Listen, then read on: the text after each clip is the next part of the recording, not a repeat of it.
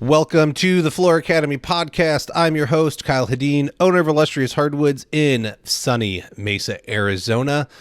My guest this week is Mark Herakovic, and sadly, he gets to hang out in his garage. However, his wife has supplied him with a heater to help keep him alive. We are here to discuss business, whether you're an installer, retailer, a salesperson, you're a rep for a company. The Floor Academy podcast is here to help you move forward in your venture and do it more profitably, more successfully. I want to help get this industry a leg up and put business knowledge in your ear holes on a weekly basis. It was something that became apparent to me when I started getting involved in this industry, that there was a lot of questions of business. Hand skills are not the issue in this industry. Those are readily accessible via many trainings, whether it's a manufacturer training or a certification program that you can get into. Yes, there's hacks. Yes, there's people that can't install worth a darn, but it's not for lack of opportunities. I do find that people don't want to openly share the business advice, though. So here we are doing exactly that. Mark, welcome back for, what is this, number 3? I think this is number 3. Okay. Yeah, number 3. There we go. Why don't you do a quick intro of who you are and what you do, and then we'll kind of get into this topic that we've come up with of finding the right seat.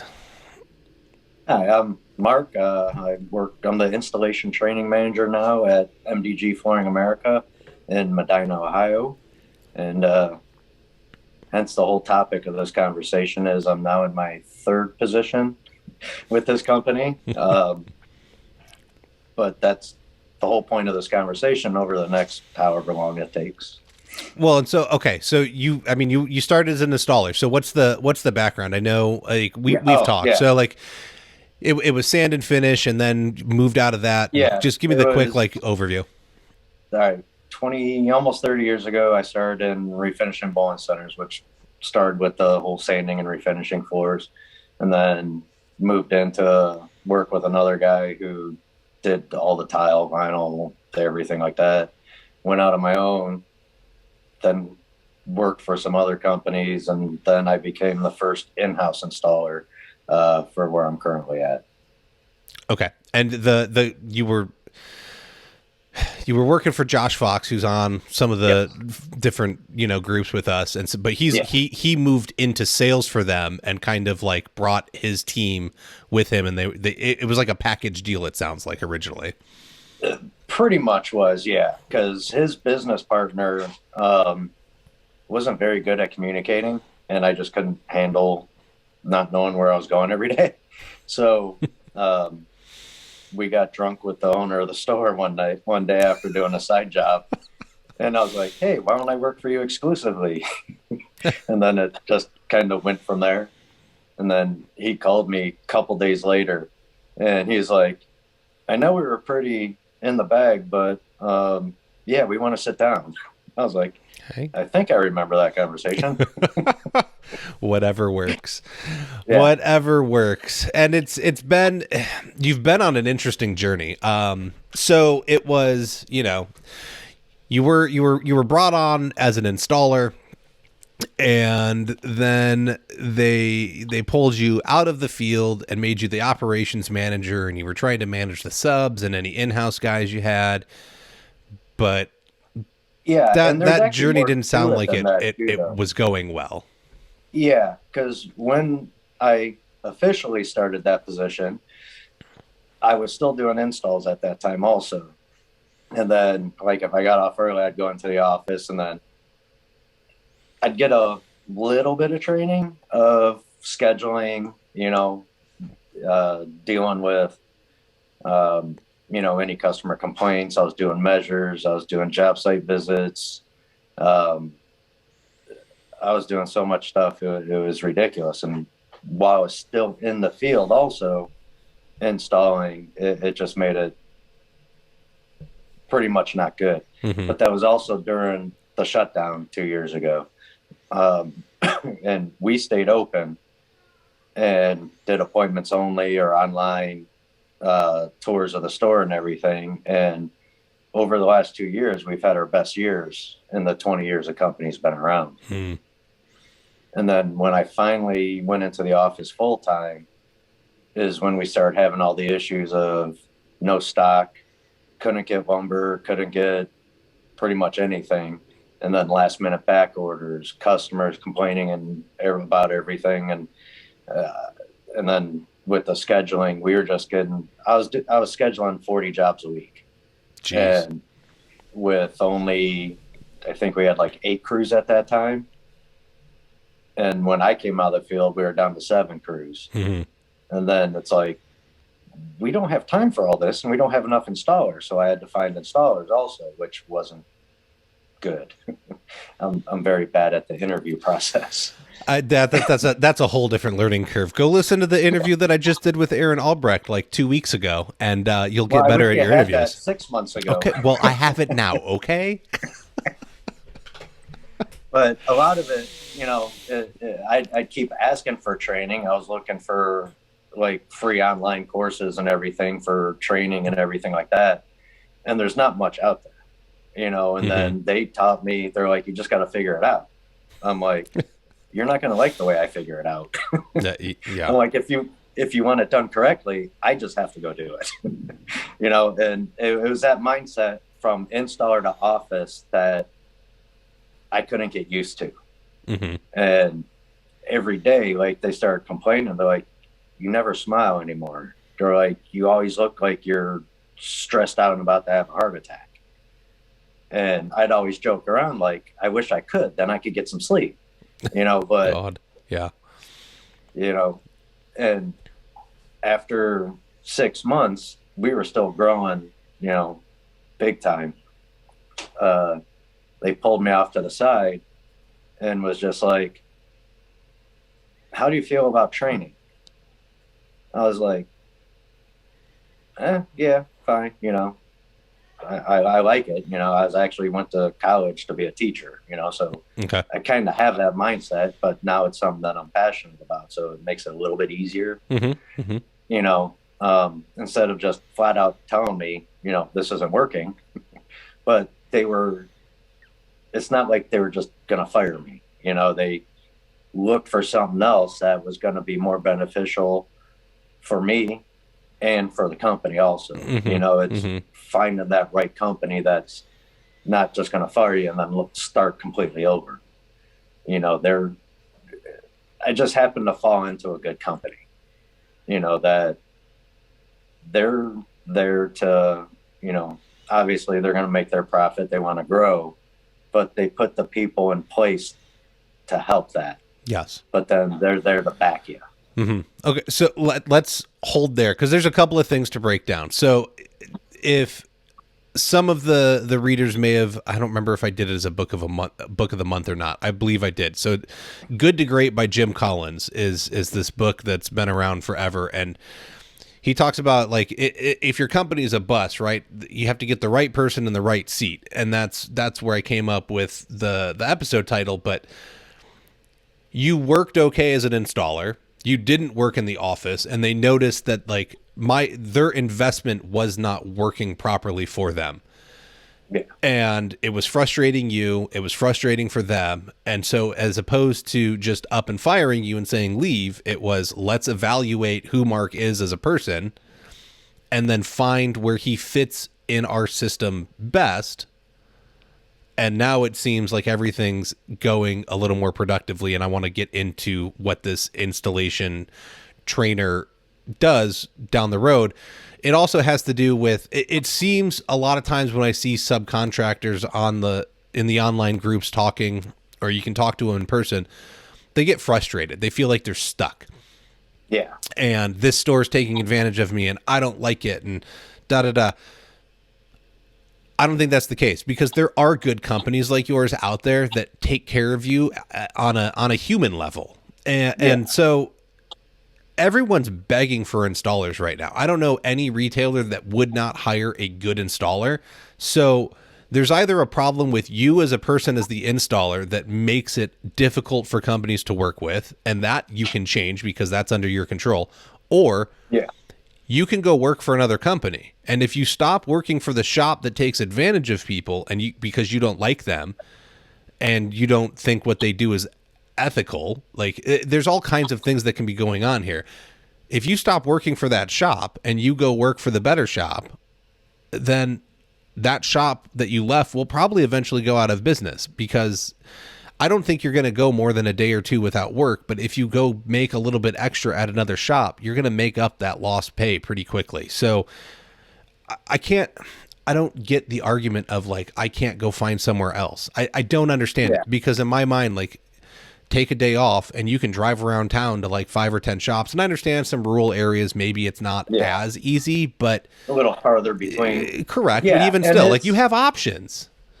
Well, and let's put it in this perspective too. I've been doing this almost 30 years, and I've been through probably 6 different companies. Mm-hmm. And also on top of that, doing work for Home Depot and Lowe's and Empire, plus the other smaller companies I work for, and I'd stay with them for, 3-4 years and then hop on to the next place. But there's always circumstances to why I left. It's not just, money or anything like that. It's just, communication's lacking. They're forcing you to do stuff isn't right. They're just looking for inferior stuff just to get stuff done, and it took me, that many years just to find that right place. Sometimes you fall into it. Sometimes you just end up, the word gets around, people want you, that's where some of those online forums have helped, put your name out there a little bit, as long as you participate in those forums, show off your work, take the constructive criticism, ask questions, answer questions, you learn a lot from them, which has helped over, ever since FIA started.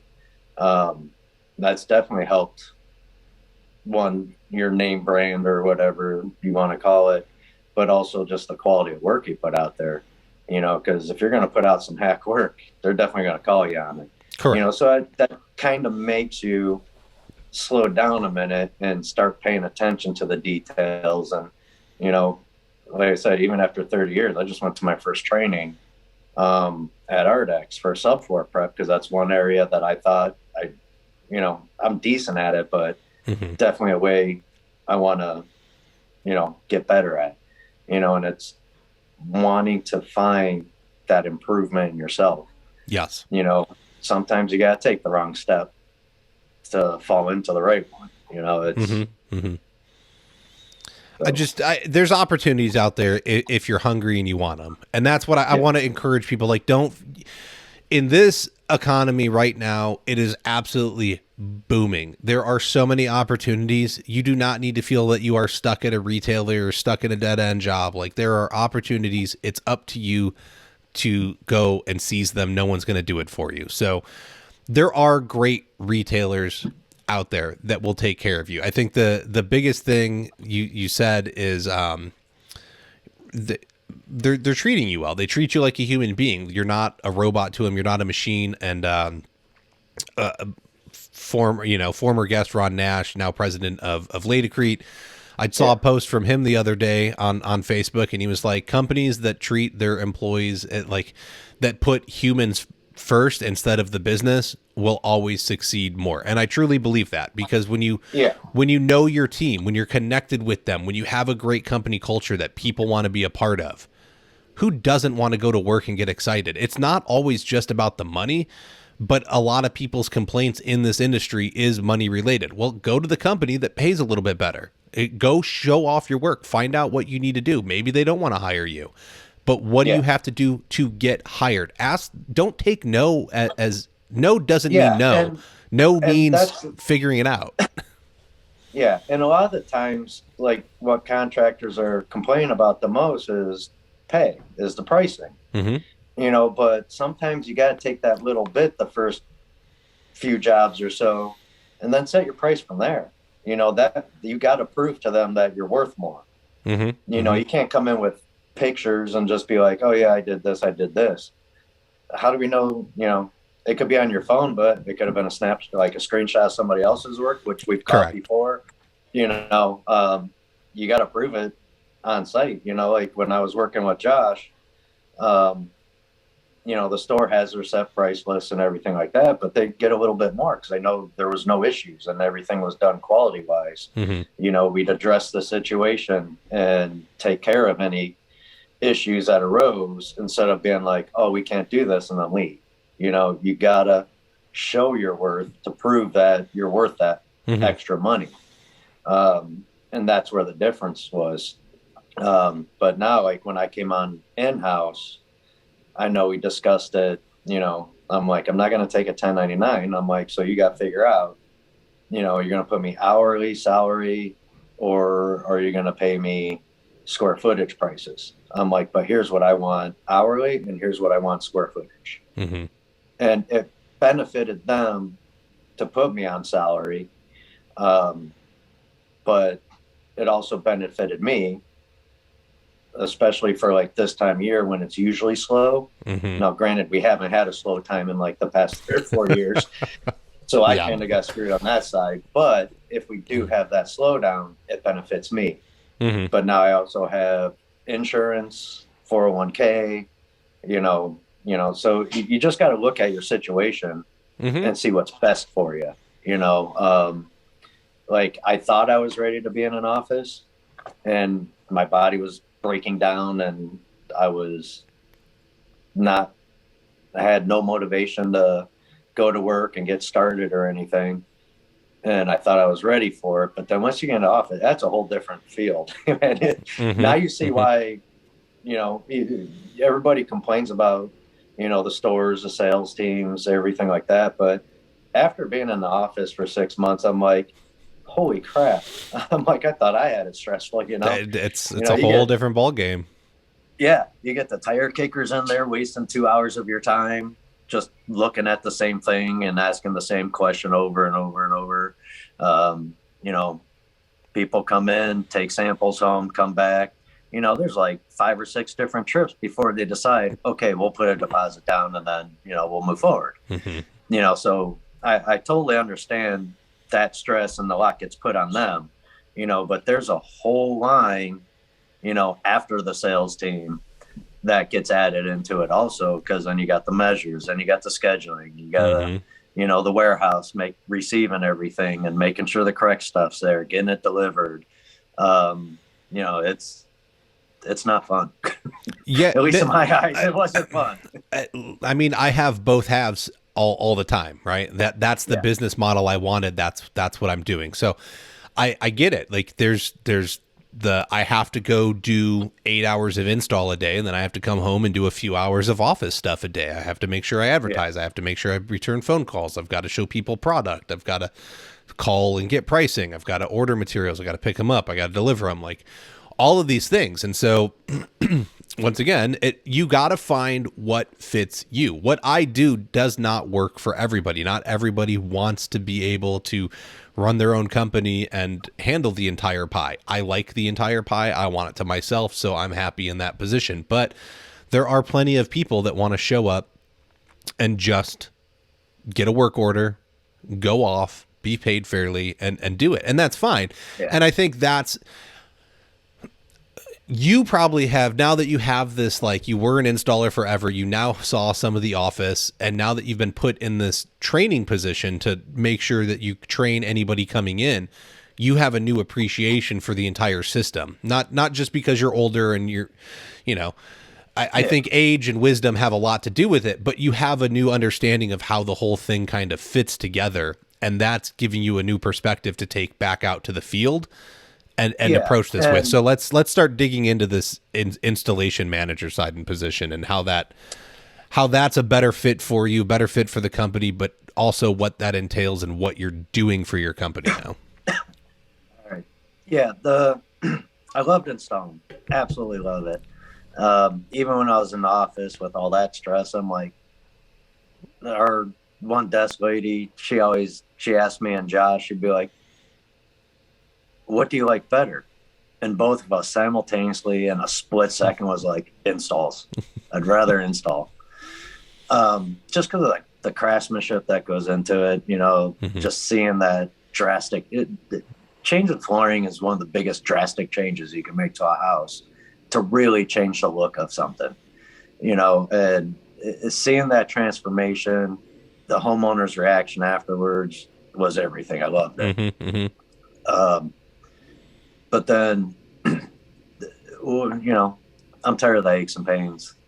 Just too much, arthritis is getting worse. The tendonitis doesn't go away. The bursitis, that just flares up all the time. And I like being able to move around and walk without just going, ow, ow, ow, all the time,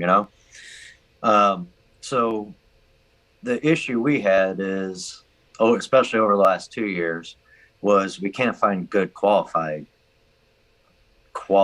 installers.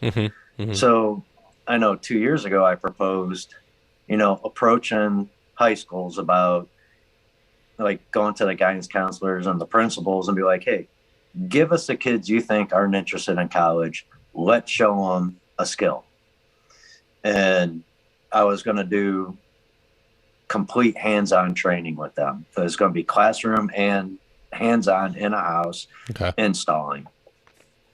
And we had it set up. We had a date ready to go, and that's when everything closed down. And then 5 months ago, is when we started the training. We actually took one of our warehouse drivers, our delivery drivers, and he wanted to go out into the field. And he became my first trainee, and he's the one that I post about all the time. But I do most apprenticeships are 3 to 5 years. I'm doing intensive 1 year training, complete hands-on from day one. I'll show you, you do it. I'll stand there and watch you while you do it, and then correct anything that needs to get wrong or whatever, and show you absolutely every aspect. Whether building rapport with the customer as soon as you walk in that first day, throughout the job, everything you got to do to install, the button-up stuff, thinking outside the box of, okay, what do we need to do today? Not just finish the floor, but what else do we need to do? We got to bring in tools to get them to warm up before we use them. We got to get transitions brought in from the garage so they don't crack and break when you cut them in the cold or anything like that. It's getting that mindset also. Well, you're teaching them. Sorry, you're teaching them to the fourth thought. I've been having my brother come out and help me on some projects, and he doesn't do it every day. And so it's like, no, you can't just look at the thing I immediately told you to do. You've got to be 3, 4, 5 steps down the road and thinking long term. It's not just the floor and how I install it. Yeah. Like he was doing base the other day. I started pointing out like, hey, pay attention to where you're cutting seams into the wall. Think about where the furniture will be placed. And if there's going to be a short seam somewhere, don't put it in the middle of the room where somebody can see it. Put it where the bed's going to hide it, or a dresser or a desk. And making sure that angle is facing the right direction, so when you look into the room you don't see it, and stuff like that. That's everything. Teaching them. Like, I'm taking someone who's absolutely green, and after 1 year they should be able to go out and do a bathroom or a square room or something on their own. Well, and we're talking, you're doing wood, laminate, vinyl plank, right? That no tile, no like sheet goods. Well, no, I can do that and teach them that, but I choose not to do tile anymore. But I do have the installer I brought on in-house to replace me when I went into the office, does all our tile work. So I could send, once I get them trained on, because a lot of the stuff I could train you on with your LVPs and your hardwoods and everything transfers over. Correct. Figuring layout, the way you run a job or whatever transfers over, and it's just fine tuning it for tile. And so he could go with him to learn tile and not be a complete idiot. It's like, oh, you're just here as a grunt worker, Hey. I am not an idiot because I just do those surfaces, okay? Come on. No, it's good. I found that over the years, I was killing myself, and how much money you waste on having to buy all the tools for every different aspect and everything like that. And I only did tile and sheet vinyl to pretty much fill the voids between everything else that I enjoyed doing, just to keep money flowing in. Well, I'm at a point now where I don't want to do it and I don't have to do it, so I like to specialize in one thing. LVP is just easy, it's money maker. And correct. It's very popular right now. And look, I mean, engineered hardwood or even solid pre-finished, right? Like if that, especially in your area, you're probably doing some solid pre-finish, but it's getting nailed in. The LVP and the laminate, they all work the same. You learn one, you can do all of them. Yes, you have to learn how to nail. I get it. Okay, there's nuances to it, but essentially the cuts, the layouts, the planning, the tools, they're all the same. So I don't disagree that if there's someone who's able to pick things up quickly, couldn't learn it, and they're not going to be a master in a year, but they're going to be proficient enough that if you gave them, even if you gave them 1,500 square feet, you could probably have them trained well enough in a year to be able to do a 1,500 square foot job on their own. Are they going to have questions? Will they stumble here and there? Sure. But if you've taught them properly, they know to call you and get you on the phone or somebody else and figure it out. I'll be honest. I went out after 2 years. Okay. Did I know it all? Heck no, man. I still run into projects where I'm like, okay, stop, think about it, go over it, maybe make a phone call or two, verify some information and go make a decision and move forward with it. You'll never run into everything. I don't care if you've been doing this 30 years. You still probably run into new situations where you're like, I've never seen this before. But if you have problem solving skills, and I think that's the biggest thing, is teaching people problem solving skills. It's not necessarily knowing that I have to make this U-shaped thing with rounded corners to slide underneath a door jamb. It's being able to look at what's in front of you and put the pieces together so that you can solve the problem in front of you. And that's the key, is in a year, can you get them enough problem solving skills to send them out and let them comfortably work? And that's part of this training too, is as much as I hate doing repairs from other contractors, it's the perfect learning experience. Because now you're taking everything that I trained you. Now we're walking into somebody else's install. Now you got to figure out why it's failing and fix it on the spot. So we go and do these repairs and I'm like, what's wrong with this? And he'll be like, well, planks are coming apart. Okay, how are we going to fix it? And if he can't give me an answer in a minute, I jump in and be like, here's how we're going to fix it. Remember this, because the next one you're going to do. I had a board. It was against the wall about 5 rows out from a little knee wall or something. And the whole floor was tied together. I'm like, well, we can't use a Cool Glide to seam these because of the backing it was like a rubber foam type of backing on the plank. I'm like, that's going to melt. It's not going to bond. It's not going to work. I'm like, here's a good way of using your expansion gap. We pulled the shoe. I loosened up the tongues and grooves a little bit, enough where I could pull and flex that one board out, pop the new one in, and then you could slowly start putting your rows back together up to the wall. I'm like, expansion gaps are there for a reason. And it's not just for expansion. It's perfect for, 1/4-inch expansion gap. That's all the space you need for a tongue and groove to go together. Yes. I'm like, utilize it, So you got to come up with different solutions. Because like we went into another one after that. I'm like, how are we going to fix this? So we explained what we just did. I'm like, can't do that on this one. So you got to be able to come up with multiple solutions in a very short amount of time. And that's what I'm doing, because I'm teaching you to come up and at least take care of these small to medium-sized jobs after a year on your own. And I'm there a phone call away, or I could be on site if you run into an issue.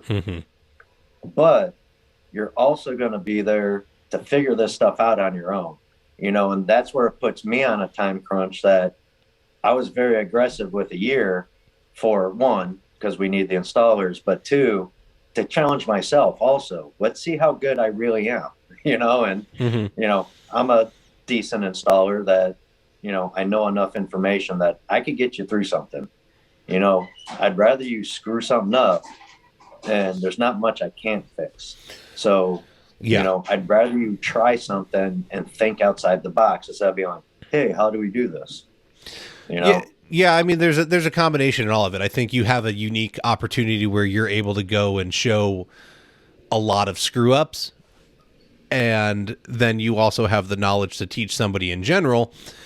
And so there's a combination of factors, right? There's how good are you, how many situations can they see, but how open to learning and how quickly can they learn. All of it plays together, and one kid might be able to do it in 9 months, another kid might be able to do it in 18 months. And so I do think a year is fair. I mean, I feel because of my, doing woodworking in middle school and high school, when I did get into this field, I knew how to measure, I knew how to use a saw, I knew how to Yeah. cut.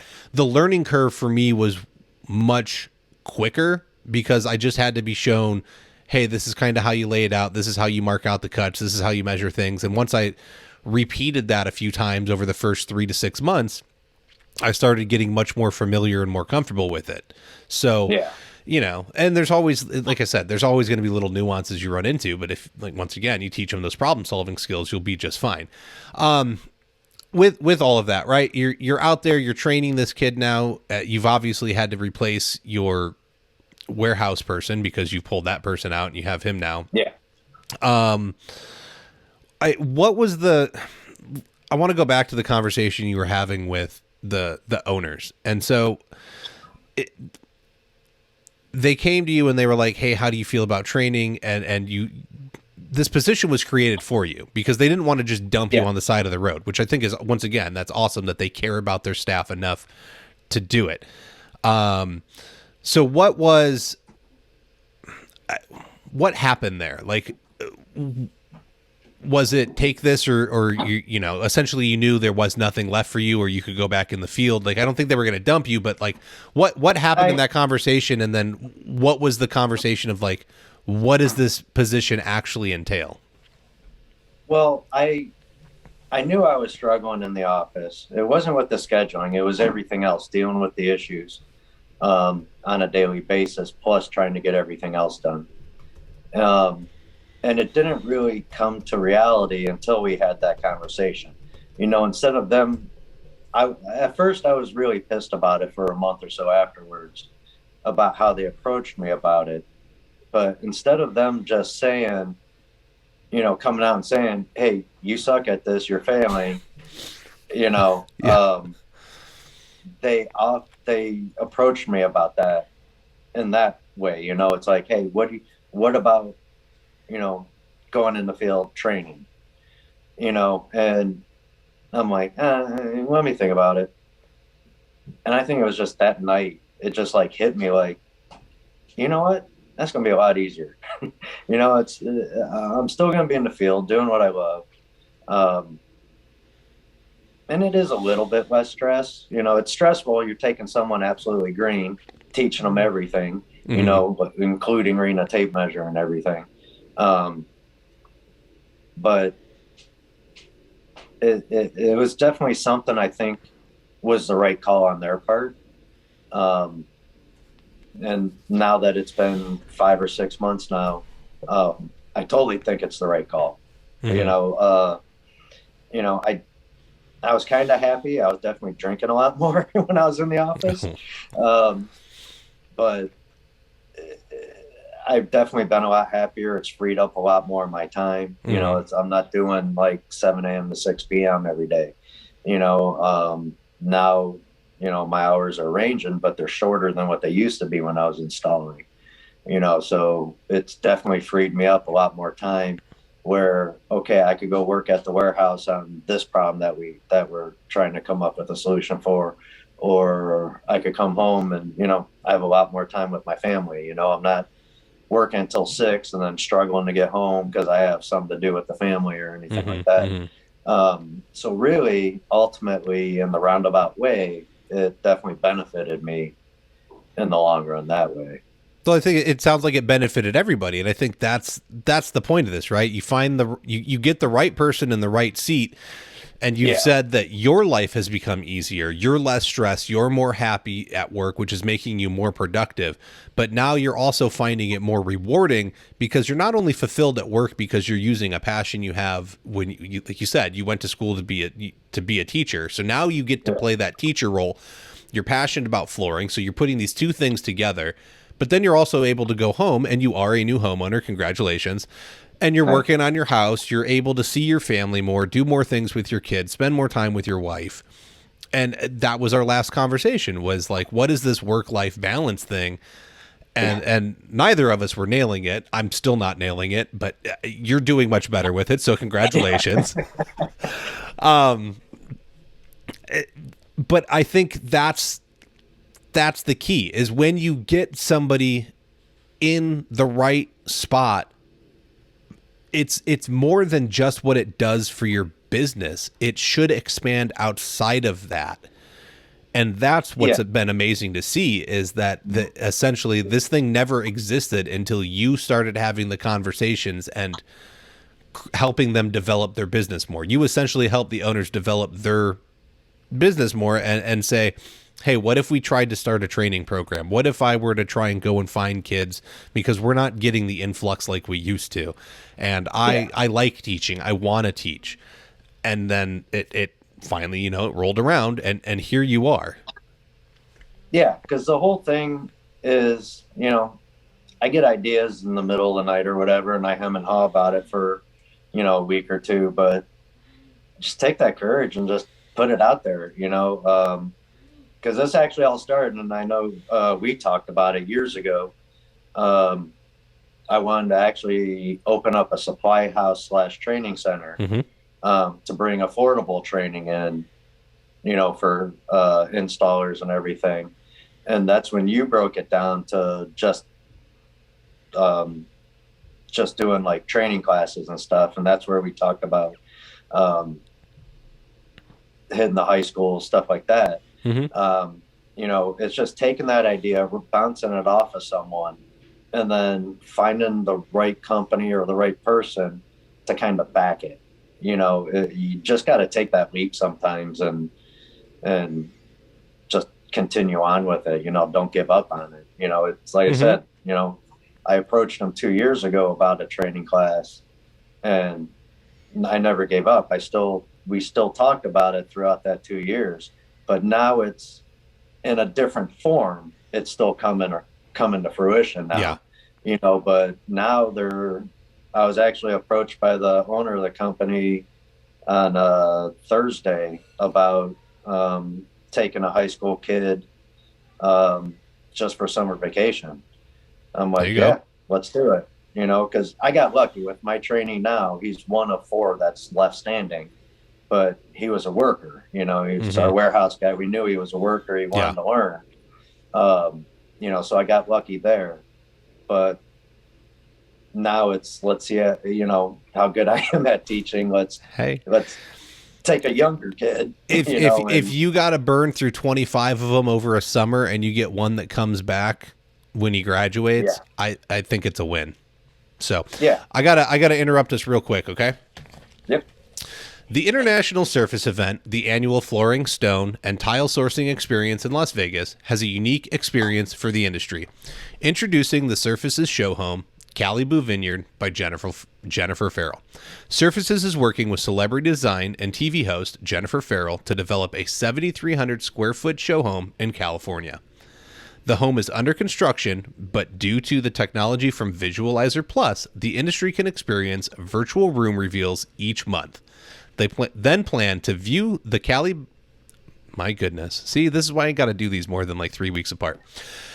Then plan to view Caliboo Vineyard in person or virtually summer 2022 during the home tours. Visit www.caliboovineyard.com now to sign up and join the journey. All right. You've got, you're going to take a kid on over the summer. You're feeling better. You're more confident. You've got one person in there right now that you're working with on a daily basis. And so would that be you'll now take the high school kid out with your current trainee, and the three of you will be doing projects together? Or are you going to start leaving your current trainee on No, his own and just focus on the young guy?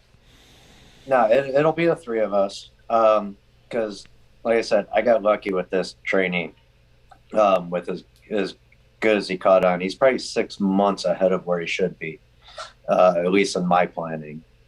And because I've already sent him out to do a bathroom by himself, you know, and I kind of just hung out at the warehouse, and he did a nice job. You know, called with questions, you know, or an issue. He solved an issue that was there, and you know, but he's at a point. Like I said, he's about 6 months ahead of where I thought he would be. So I need to start stepping back. Well, for me to step back, I need somebody else to train now, because I don't want to get hands-on right now, and pretty much just get pushed back in the installs, you know? Okay. Yeah.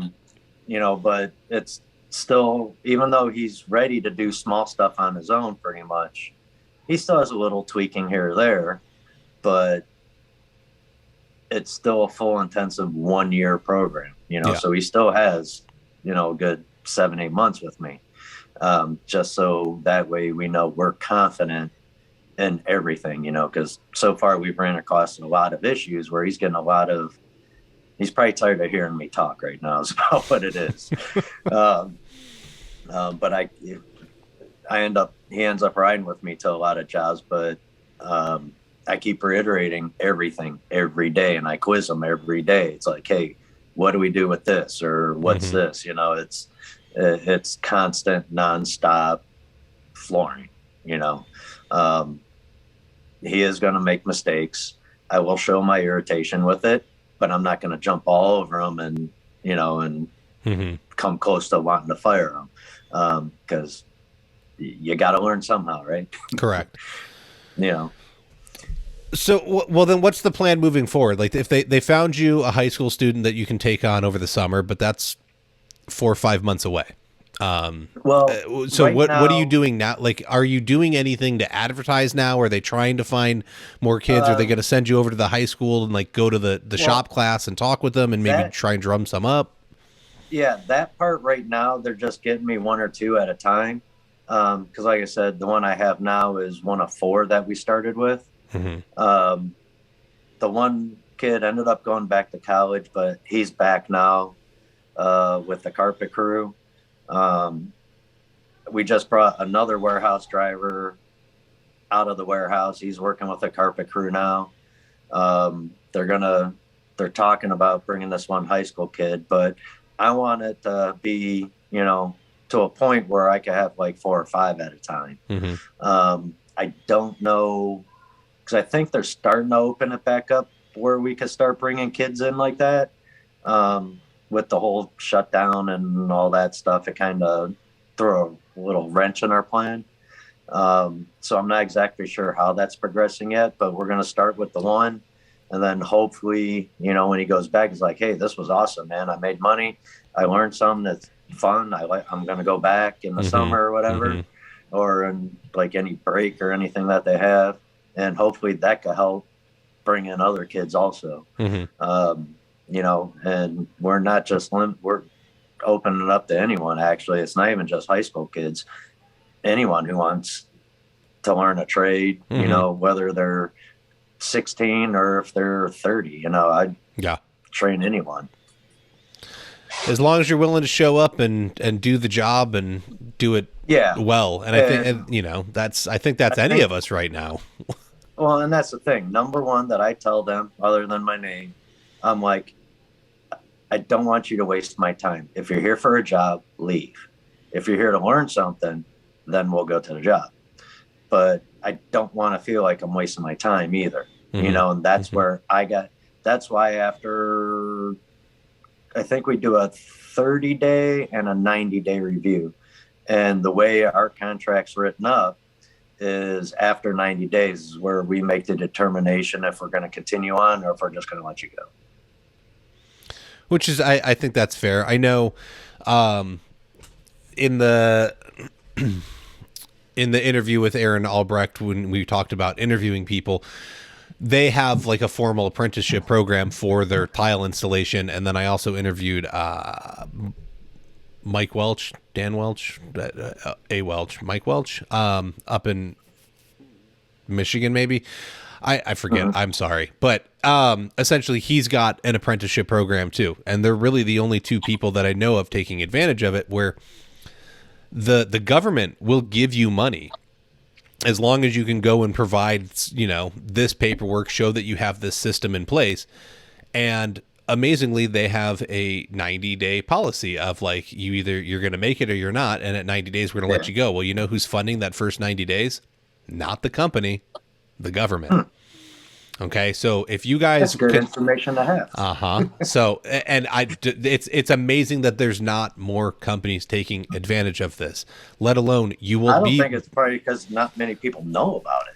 I mean, that's part of it. It's been talked about by some of the larger industry organizations, like the NTCA, so the National Tile Contractors Association. When you become a member and you can go on their website, they have the apprenticeship paperwork program. Like all the paperwork is in the like member portal for you to go get.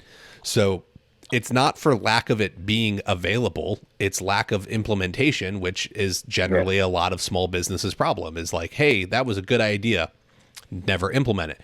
But who wouldn't want somebody free for 90 days? And then you can evaluate, like you either make it or you don't, and then cut them loose and rinse and repeat. But you're going to be more successful in the long run because you have a formal training program. What is it that we're going to learn? How do I train you? How do I make sure you're moving forward? What are the different goals you have to hit to show me that you're competent in this? That's the key. That was the thing. Like 2 years ago when I approached them about it, I actually had a whole curriculum written up for them. And then I lost that paperwork because it's been 2 years now, but I still know it. But now when we started up again, I came into this position. They're like, because now they completely revamped the way they run everything in the business. And we hired in an HR company and everything like that to make sure we're on the straight and narrow and everything like that, where I had to come up with a list of where they need to be after a week, after 2 weeks, after a month, after 60 days, after 90 days, and then 1 year. I had to have all that written up. And you don't know how hard that is to write up something like that, after you've been doing this for so long. You're like, oh, now you got to sit there and go through your whole process. But it's not just going through the process.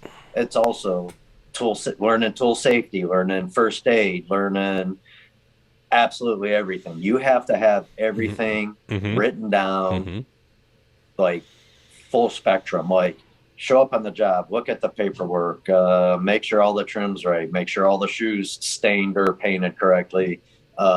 It's ridiculous. And then you're like, you don't realize it's like, there's a lot there that you just take for granted because you're so used to doing, so. But how advantageous is it now that it's written out though? There's no guesswork, right? Like we're going to follow this system and you can repeat it over and over again and it's consistent, let alone, I think that one of the big problems in trades is traditionally you've shown up, you go work for a guy or a gal and they just start teaching you things. And I get it. Like in our industry, I can't have like this formal training program of keeping you in this enclosed environment for a year to where I can control everything.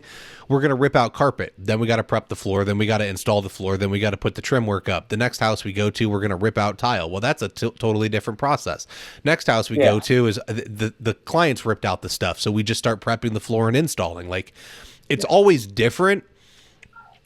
But if you teach it the same way consistently and you know that you want your people to go from A to B to C to D, let's look at what steps have already been taken care of and we'll start at the next logical step.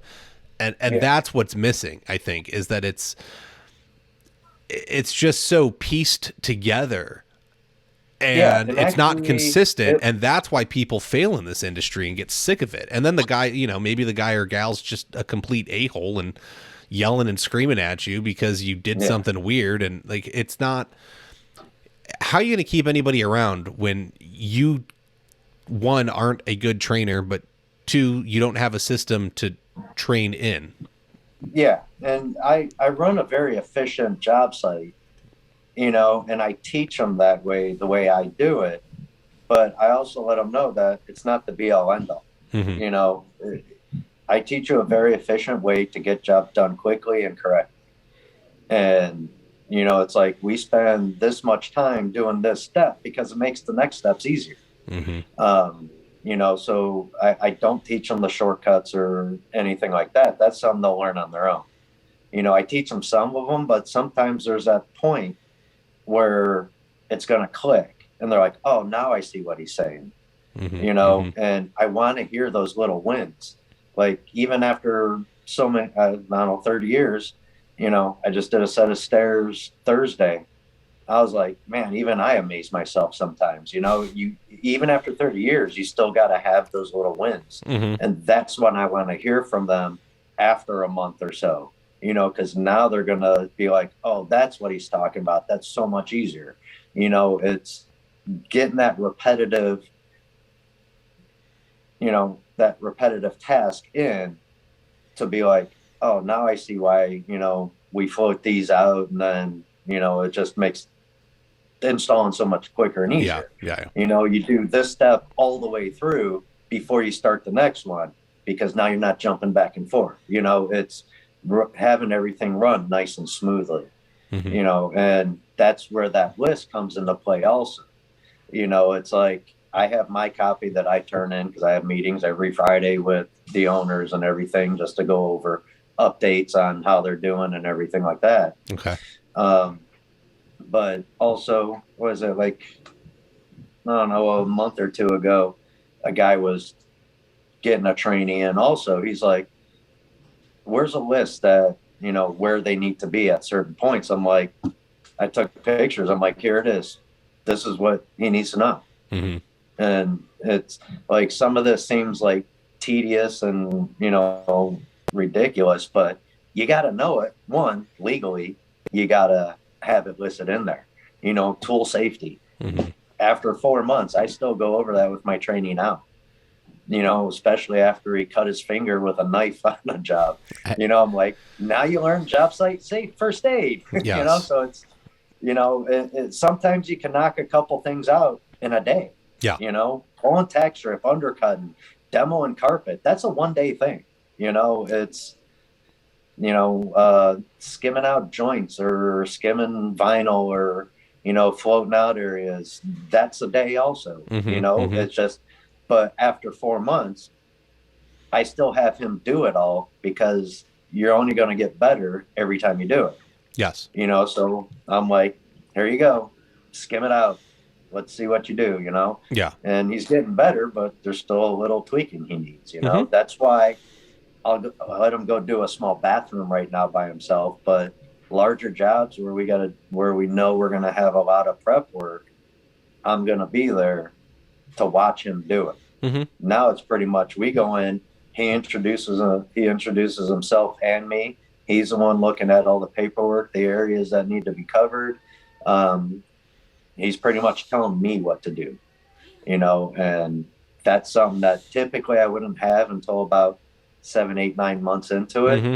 But he's at that point now, you know, and that's where he needs to strengthen his skills, is that homeowner rapport and, you know, what needs to be done. What's the 1st thing that needs to be done? Or, you know, what's your process? Where do you need to be at the end of the day? Yeah. You know, that's what he needs to fine tune right now. And that's why we go into jobs. I'm standing around. I'm like, tell me what to do. Where are we going? What are we doing? Mm-hmm. Where we got to be today? You know, and it's pretty much him now running the job site. Well, I think that shows the competency, right? Like if you can't, you don't know what you're doing unless you can train somebody else to do it as effectively as you, or better. Yeah. Like that's how you know you've done it. So I think you're hitting on really good points here. And then you're going back. You said you were meeting with the owners. So this kid was in the warehouse for you. Yeah. And he showed an interest, said he wanted to do more things, which once again, this comes back to communicate with your employers. Just because you're a subcontractor at the retailer doesn't mean that having conversations doesn't exist. Go back a couple weeks, listen to the interview I did with Chuck Myers. He wanted more money. He went in, sat down with the owners. He got himself a little bit more money. It's amazing what happens when you're actually willing to go and have a conversation with people. So is this a better fit for your trainee? He opened up and said, hey, I'm interested in moving on and I want to do something else. I don't want to just drive the forklift all day. So the owners made a position for you. They took him out of a position, put him in a different position. So is he happier? From what you can see, is this a better fit of his skills so far? Yeah, he's come a long way and he's shown a lot of interest. He hasn't said anything bad yet about me training him or anything. So, he's really putting in the work and he's showing interest. He was excited about going to the training with me on this past Wednesday.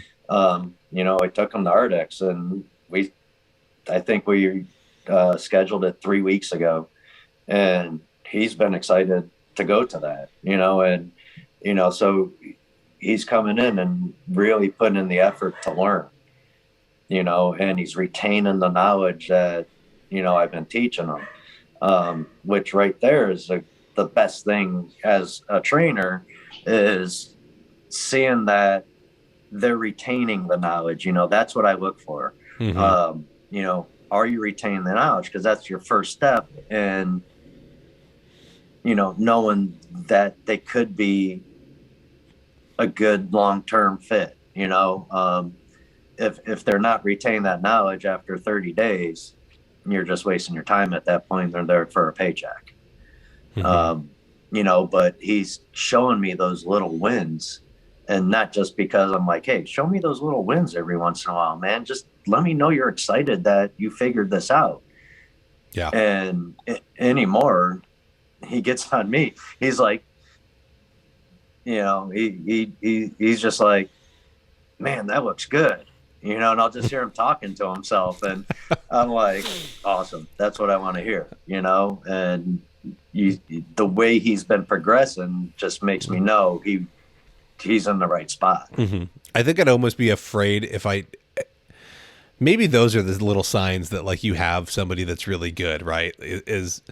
I know I talk to myself as I'm installing, and I think most installers do. Like you just kind of have this conversation. You're like, man, that's good. Like, I can't believe I did it. Or like you get frustrated when something won't work out and you're like, oh, come on. Like, why'd you do it that way? Like I'd almost be afraid not to hear a contractor talking to themselves. So maybe those are the kids I'm looking for. So my question is when you hop in the van at the end of the day and you have to drive back to the shop, does he keep asking you questions? Or does he shut down? How hard I work, though. Okay. Depends on. He's a quiet kid to begin with. Okay. But I start the conversations. But yeah, he'll ask a question if it really irks him when he's struggling with something. I jump over to show him, and I do it in like half a second, and he's been there for like an hour. He hates that, which is good. I like that frustrates him. Well, he wants to get better. I get it. Yeah. But I've gotten to a point where I just make things look super easy. Well, even homeowners are like, God, you make that look easy. But that's the professional thing. I mean, I remember those days, the rule for me was you got 3 attempts. So like when I was like learning how to like undercut door, or not undercut, but like make the cuts for door jams or like do something like a more complicated cut. The rule for me when I was being trained was you get 3 attempts and we don't have like scrap after that. So you better get it right or, come get me. And I think that's the thing, right? Is like you have to let them try and fail and learn. But then the guy would like, my buddy John would come over and he'd cut it and slip it in. And I'm like, dude, I've been here for 45 minutes. You did it in 2 minutes. I'm like, I don't even know how you just did that. And now I'm that guy. Is I have somebody come out and I'm like, just do all this, and they're like, what, huh? And that's where I enjoy it, because now, I show them one way, and there's always more than one way. But I show them one way and let them get used to doing that for a little bit. And then when they are struggling with something, I'll be like, well, that way didn't work. So try this way then. Mm-hmm. He's like, oh, I didn't even think of that. But it makes me know that he's wants to learn. Yeah. But it's not just getting frustrated, doing it real quick. You got to explain, okay, this is what I do then, and to mark this, just mark here, measure to your board or to your wall or whatever. There's your cut, Yeah. and then I'll get it marked for them and everything. I'm like, go cut this. Because now, not only did they watch me show how I marked it, now they're out there literally cutting it. Mm-hmm. So now it's ingraining in their brain. It's like, okay, he marked it here. I'm cutting it here. So now there's another step that it's like a subliminal type of way of teaching someone. It's like, I marked it out for you. You watch me do it. But now that you're cutting it, it's not because I'm lazy and want to walk out to the garage and cut it or whatever. It's because now you're learning that as I'm cutting this, you're seeing how I marked it and how it actually shapes out then to actually fit in that space. I agree. Like the biggest one was we had a house we did that was nothing but angles. The whole layout was difficult, so I jumped in on that one. But I'm like, all right, get your starter rows going, go for it. And it was a tight little hallway where we started, and I just stood back all day just watching him. He got like 200 foot done that day. And I'm like, God, I really want to jump in right now, but he needs to learn this, Mm-hmm, mm-hmm. I'm like, we only have like a day and a half left on this job, and we still have like 800 foot left to install plus all the shoe. I'm like, come on, but you got to have that patience to stand back and let him do it. Mm-hmm. I'm there in case he needs it and to make sure we stay on schedule. I'll jump in when I need to, but for the most part, they're going to do it. Yeah. I think that's important. Is you got to let them learn. You got to let them fail. Failure is what leads you to success. And it's not, I hate using the word failure because I don't think of anything as a failure as long as you learn from it, right? You can't fail if you move forward from it by learning. And so it may have been a mistake, but that's the common word used that people are going to understand. And I think you're right. Like, you have to put them in the situation where, okay, this isn't working, so now what do we do? How are you going to change? How do you move and go forward? I mean, I had the project I'm on, I had a manufacturer defect that I had to take all this stuff up. The first time I set up the floor to start off my starter wall, dude, it took me 3 hours to set it up. Luckily, the second time I did it in an hour and a half, but I kind of some of it was already I already had some of the layout marks down on the ground and stuff like that, but hallways and little areas, they can slow you down. There's a lot going on. It's difficult. So I get it. I appreciate that you're having patience and showing them and letting them learn the hard way. I think I don't think a lot of people have that when it comes to trades, is they want you to get it now. And how fast can you get up to speed and make me money? And we're looking at it wrong. It's not about what you can do right now. It's about what can you do a year or two down the road. Let's slow it down, take our time, and let them learn. Yeah. And that was the biggest thing. Even when I was coming up through, they'd show me and then throw you out on your own. If you screwed up, you either got fired or you got yelled at. There was no patience, with the old timers or anything like that. The guy who trained me when I was doing the hardwood refinishing, he was 72 and he outworked everyone, but if you screwed up, he had the patience he'd yell at you, but he still had the patience to tell you what you did wrong. And he'd never let you forget it. But then that made you remember, don't do that again, So, I'm trying to take a different approach, because even back then when I was doing bowling centers, they called me Little Hitler because I had an attitude and, I was mean.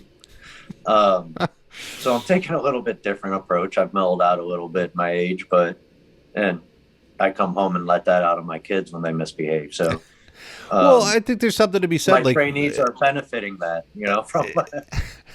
Well, look, I mean, I was 18, 19, 20 years old doing, part-time management at UPS, and it was, dude, there was times you'd get pulled outside into the, outside the giant warehouse, and they would just like, you'd get, they'd go off on you, right? Like you'd get your reaming, and then you'd go back inside and do what you needed to do. Yelling never worked for me. All it did was make me want to not make that mistake again, so I didn't get yelled at again. But I didn't really I wasn't necessarily learning. And I think that's the big difference is like when you're running, when your management style is just scream at people, which is very, it's a generational thing. It's very greatest generation, boomer into Gen X, and it doesn't work. And so everyone's like, oh, well, these new kids, they're snowflakes and they're sissies, and they need corners to go cry in. And I laugh about it. It's funny. I don't think kids should have corners to go cry in. But there is something to be said that the approach we take will make a huge difference. And when you give them the chance to fail and you back them up and show them that you can commit to them and that you want to encourage them and help them grow, that's building a better mindset in somebody than when you just scream at them and the only thing they want to do is make sure that they don't get screamed at for that again. So they're only going to put in enough effort to not get screamed at instead of enough effort to grow. And I want people, we need people that are going to be wanting to grow. Yeah. And if all you do is scream and yell at someone and degrade them, what makes them want to put in the effort then, you definitely need to show them. And it's not being, a sissy or a snowflake, whatever they want to call them. It's a while, especially now when, you got a lot of split homes. They don't have a strong role model or something. You still got to show them that, you screwed up. There's a difference between stern and yelling.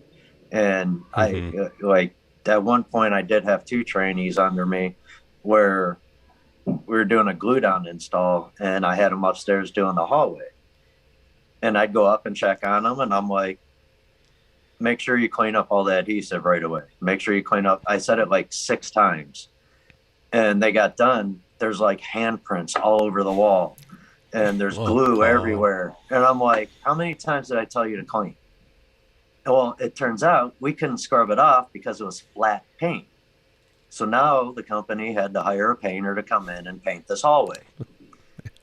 And I really showed my displeasure with that, but I didn't yell. Mm-hmm. I was definitely stern, but I didn't yell. But, I'm like, so are you guys going to start listening now when I say clean? Yes. These are issues, that they're going to learn. I expect them to screw up. And, like I said, there's not much I can't fix, but when you have dirty glue handprints all over flat paint, yes, that's not something I'm not coming in on a weekend to paint. I hate painting. Mm-hmm, mm-hmm. So, there's definitely, cause like now that just costs us $600 to have that hallway painted, which technically I guess we can't take out of their checks right now by law or whatever. But as a subcontractor, it will come out of your It very well could, yes. Correct. An employee, you can't necessarily do that. And we give them the option, or like after a year, you could stay on as an employee, you could become a subcontractor and go out on your own. You could do whatever, but now you have a skill set where you can make some money, but you make mistakes like this again, it will come out of your check at some point, that you're going to learn your lesson now when all you're going to do is get yelled at, as opposed to down the road, it's taking food off your table, So, again, it just goes into laying down those expectations from day one, and that's why I say, other than my name, first thing they hear is, I don't want to waste my time, and that may be the wrong way to put it. It may be the wrong way to put it, but I got better things to do also. Mm-hmm. I'm here to teach you something, not just to babysit you. Well, correct. And you're making this is an adult decision. You chose to be here, so don't waste my Yeah. time. I think there's a respect happening, and you're just cutting to the chase. So yeah, maybe it's not the best way to put it, but you're straight to the point, and I think that a lot of people can appreciate that. Is let's cut through the BS, and Yeah. you're either here to do this or you're not. And if you're not, leave, because I'm not going to waste my time, and I don't want you wasting yours. Go find something else to do. I love it. I love where we're at. I think that's a good point. So let me ask you, is there something I didn't ask you that I should have? Is there something we needed to cover that we didn't hit on?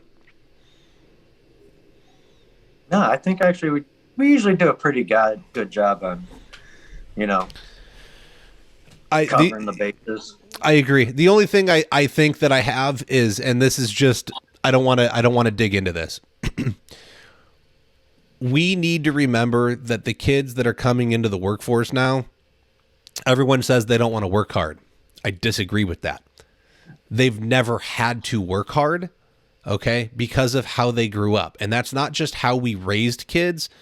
It has to do with the fact that, I was on the cusp of this technology thing. I'm technically a millennial. I'm more Gen X in my opinion. But like, I used an analog phone. I had to go to the library and use the Dewey Decimal System. And, there was payphones everywhere. The kids growing correct, right? Like you had to put in a little bit of effort to get what you needed. Okay.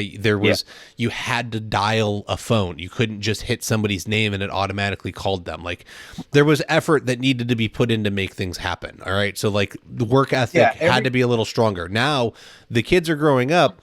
Okay. My son was raised on YouTube. I don't have cable. So his attention span is, if you don't catch my attention in 5 seconds, I'm moving on. Yeah, I'm moving on. Everything now is immediate gratification. Exactly. With the internet and it's the speed of every electronics, if they don't see something right now, they're bored. But they're done. They're moving on. It's not just about being able to see it. It's about how fast you can access it. If you have a question, it's answered, right? You don't have to get to the library and get a book. You don't have to go find the expert on it. I can find the answer to just about any question I have within 5 seconds, unless I have some really crazy theoretical science thing that I have to find the expert and, learn about forever. But even then I can learn on the internet. That's what's missing is everyone, they don't want to work hard. They've never had to. Yeah. You have to teach them this skill, and it's not an easy thing to teach. Where we're at in life, this was something that was necessary, right? You want somebody that'll work hard, man, go find a kid that was raised on a farm, okay? That kid will work hard for you. Go poach him from his dad and get him off the farm. But if you want to live in the big city and deal with the big city folk, then you're going to have to find these young kids, and you need to teach them what work ethic actually is. You're going to have to start at the beginning. And yes, that's frustrating. No, that's not how I want to run my business. Yeah. But it's what needs to happen. So get over it. Stop complaining, because we're not going anywhere without new blood. And so you have to evolve with how the world has evolved. And that's my soapbox. That's my rant. I'm sorry. The big thing that you have to stress going into it with a trainee is I'm not asking them to do something that I haven't done a million times or still do. It's like, I'm not being lazy. Go clean this bucket, or, go clean up that mess. It's something I do daily, for 30 years. It's how I learned. It's how you're going to learn. Because once you're hands-on, that's more experience than me just telling you how to do it. Yep. You gotta have that hands-on experience. If all they're doing is standing there listening to you talk, they're going to get bored. Their mind's going to wander. They're not going to pay attention. They have to have that physical connect to really ingrain it in them now, because with like you said, they're not used to hard work. And for them to teach it is starting small. Like, I'm going to do this. I'm going to tell you how to do it. You're going to do the easy stuff for now, whether it's being my gopher, cleaning up, undercutting, or whatever. that's the start. Start it small, start it easy, but it's important. As long as you stress that, they'll put a little more effort into it. If you're like, this is important, do it, and explain why it's important. And that puts a little more emphasis on them doing it correctly. I agree. All right. I'm going to stop us there. Mark, I appreciate you coming back on. I love our conversations as always. Thank you for joining me. Let's see here. If you want an awesome Floor Academy hoodie like Mark is wearing, if you're watching this live on YouTube or on here on the Facebook group, go to flooracademypod.com. We've got our shop over there. You can get a t-shirt like the background here. You can get a hoodie like Mark. There's beanies. There's I don't know. I got stuff up on there. Go check it out. It helps support the show a little bit. I would appreciate it. You can help support us also on Patreon at patreon.com/flooracademy. $5 a month is, that would be the minimum recommendation. You can give $1 if you want. You can give me $100 a month, whatever you feel comfortable with, but it helps support the show. It makes this a little bit easier for me to do and continue to do. I appreciate every single one of you that does that. I value what you're giving back to me for giving to the industry. What else do we have? We've got the interview questions are up on the file section on the Floor Academy pod website. The business budget calculator is there. And I added a third. Oh, I got that, the insurance coverage spreadsheet up on there now too, that I talked about in the Floor Academy group. Yeah. The insurance one is like way back there. But I need to hit it up. So there was somebody that had their tools jacked, and it made me sad. And a lot of people don't know about inland marine policy. So go learn about an inland marine policy, and then go get the insurance tool tracker on the website so you can start compiling a file that has all of your tools and costs and receipts and serial numbers in one place. Your insurance company will love you if you ever need it, and you just submit this thing that says, here, I need this stuff. They're really not going to be a fan. You would not believe how many little things you can miss when you're filing an insurance claim. It's absolutely crazy. You don't know how many tools you have until you have to go buy them all again. And then you realize you missed half of them and the insurance company has already paid you and you can't add on to it. It sucks. What else do we have?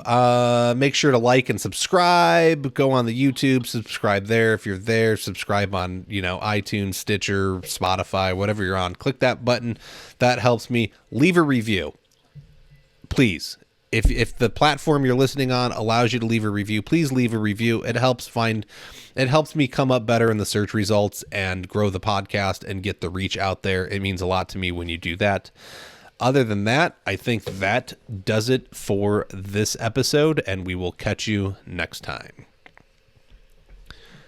Flooring Domain is an award-winning online flooring directory and service marketplace that helps you find more clients, grow your online presence and reputation, or your brand. Whether you're a carpet store, flooring installer, perhaps a tile contractor, there are projects for everyone with a daily stream of clients visiting Flooring Domain and looking for experts like you. Flooring Domain offers a free listing option that allows you to find new client leads. You can set up a free account at Flooring Domain by visiting flooringdomain.us. Have you ever... Oh, okay. Hold on. I can do this. I struggle reading the ad, not installing the steps. Have you ever tried to install LVP on steps only to struggle with a solution for the stair nose? Introducing Snap Caps by SnapTech. You simply send SnapTech the exact LVP your client selects, and they'll turn it into a perfectly matched stair nose that clicks flush into the tread plank for a simple and reliable solution. Visit www.snaptech.biz to learn more or order. And I had one. Here we go. I'll throw it out there again. Check it out. There. Product. Here's the, there's the groove, here's the groove. They bend it. It's going to slide right over. Looks great. Super easy. No trying to deal with this flush nose that doesn't end up being flush. Nobody likes those overlap noses. Simple, easy, reliable. You send it to them, they make it, they ship it back out to you. Very reasonable. Make it happen. All right, folks, that's it, and we will catch you next time.